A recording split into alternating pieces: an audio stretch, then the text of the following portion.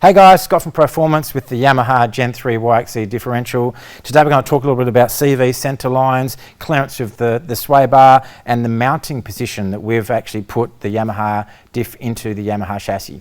So one of the main things that we tried to do with the Gen 1, the Gen 2 and of course the new Gen 3 differential is to keep the position of the CV joints forwards, backwards, up and down in the same location as the stock Diff. And the reason for that is the Can-Ams, the Yamahas, the Kawasaki's, the Polaris, the CV joints at the back of the car, they travel a long way down, up to 40, some and 45 degrees.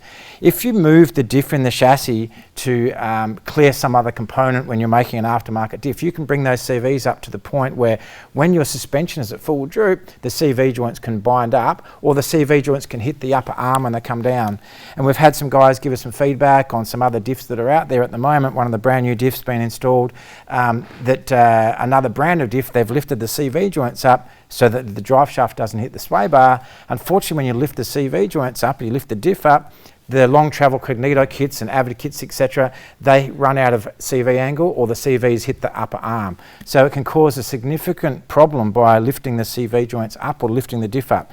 So when we designed the Gen 1, 2 and 3, this is of the Gen 3, we really put a lot of effort in to make sure that we kept the position of the Diff the same as the OEM or as close as we could.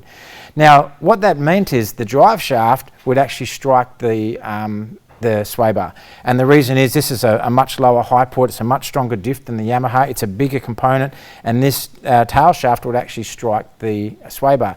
So we took it upon ourselves to not lift the Diff up, not change the position of it, to actually modify the sway bars, just put a bit of bend in them, or you can actually buy the sway bars from Allen to make sure the Diff sits in the same spot. So in summary, we've tried to keep the Diff as close as possible. We've done a great job of that. Our CVs run in the same place. You can run your long travel kits, you can run your Avid, your Cognito, run your CVs at the same angle.